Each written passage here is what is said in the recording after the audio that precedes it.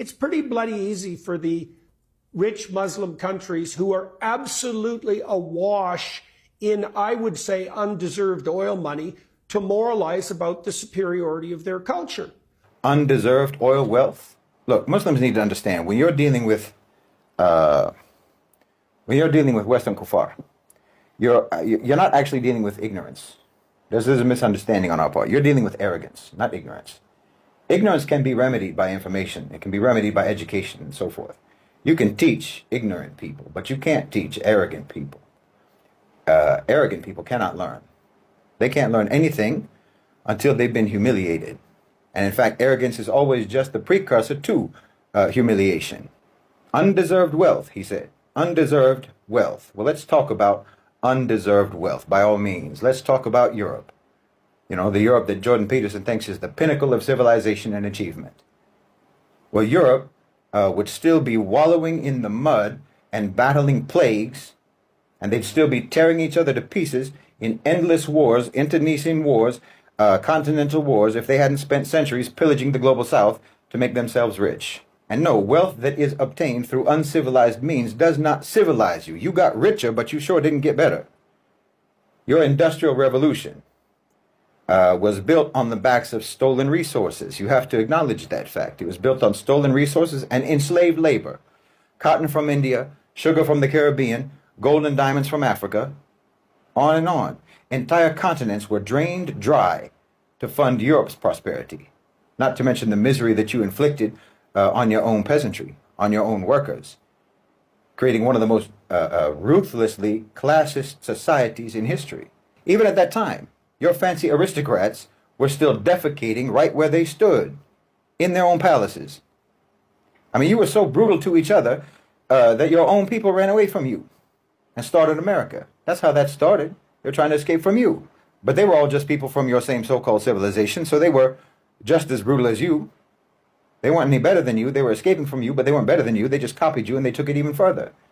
I mean, America, land of the free, land of freedom and opportunity. Let's be real. There would be no America without the genocide of the indigenous people, without the theft of their land, and without the transatlantic slave trade. There would be nothing called America today without those heinous crimes.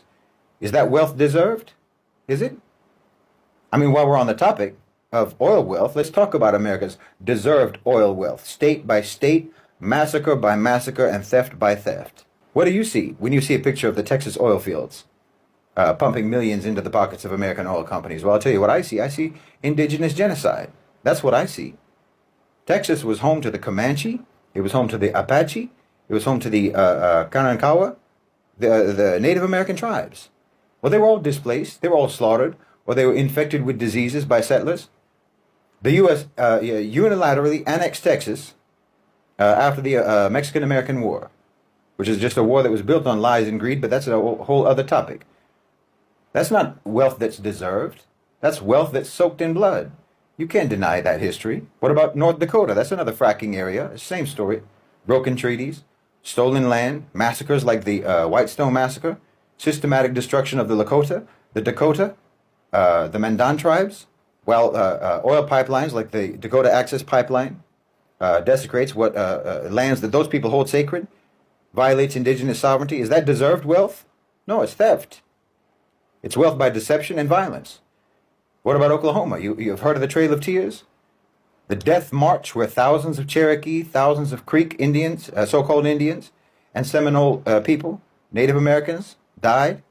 That wasn't just a tragedy, it was theft on an industrial scale.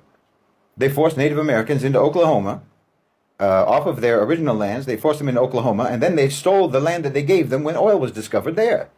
That's the real story of oil wealth in America, but I assume that that's all deserved.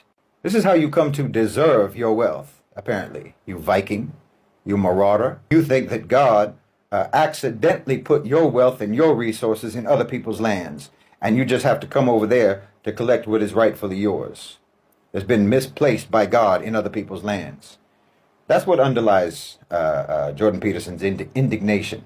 Because look, in Saudi Arabia, oil exists under their land. It's theirs. They didn't colonize the world to get that oil. They didn't take it from anybody. They didn't wage any wars to get the oil that's underneath their land. They didn't commit genocide to get the oil that's underneath their land. They didn't enslave entire peoples so that they could claim the oil that's beneath their own land. That wealth came from natural resources which they inherited by Allah subhanahu wa ta'ala in their land, not from the misery of others. But the West can't fathom this. Why? Because their entire empire is built on the opposite principle. Take what doesn't belong to you, then justify it with some twisted sense of moral superiority.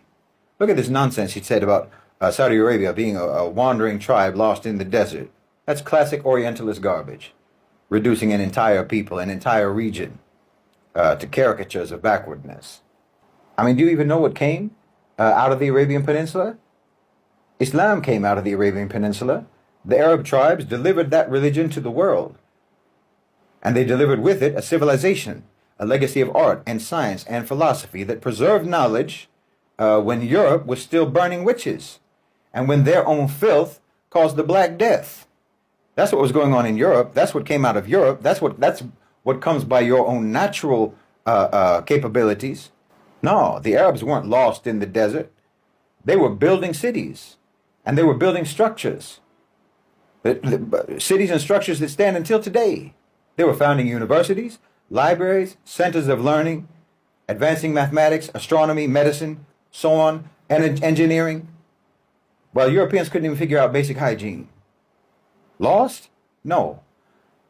The West was lost, and they had to borrow a map from the Muslim world just to find their way out of the Dark Ages, and they still couldn't make it. What would Europe look like today without the centuries of brutal colonial conquest? What would Canada look like, Jordan Peterson, if they hadn't wiped out the indigenous people? No, if the West had actually stayed within their borders in Europe and actually traded fairly with people, respecting the sovereignty of other nations, well, they would be nowhere near the global hegemon that they claim to be today. They'd be a backwater. So let's not pretend that this so-called moral high ground that you're standing on isn't in fact a mountain of skulls. You're standing on a mountain of bodies and calling it the moral high ground. And all the wealth that you have today belongs to those bodies. But what exactly is your definition of deserved wealth? Is it wealth that's derived from slavery, from looting, from genocide, from bombing nations into submission? Is it wealth that gets extracted by force through predatory loans and IMF austerity programs? Is it wealth that's acquired through bullying and intimidation? No, if we're starting to measure deservedness, well, then the West is sitting on the most undeserved pile of wealth in human history. It's stolen. It's blood money. It's the fruit of exploitation. It's the fruit of genocide. It's the fruit of ecological destruction. It's the fruit of oppression, injustice, and tyranny. That's why all these types, all these Jordan Peterson types, why they all rant about so-called open borders, because they don't want the people that they stole from to come over to where they took their stolen goods. Why, if Africans and Asians and Central and South Americans, if they want to come over to America or come over to Europe, well, they're not doing anything but coming over to where all of their own stuff has been displaced. They're coming over to the countries that were built by their own wealth. Every country in the global South deserves the wealth of their own resources. And Jordan Peterson, you can just cry about it. We know you're good at that. You're always ready to shed a tear for any young white men who feel disenfranchised from their undeserved supremacy. So go ahead and cry about Saudi Arabia's oil wealth that you don't get to take. Because if you took the collected tears of all the victims of the West and unleashed them upon Europe and upon America, well, there wouldn't be a single city that wasn't underwater.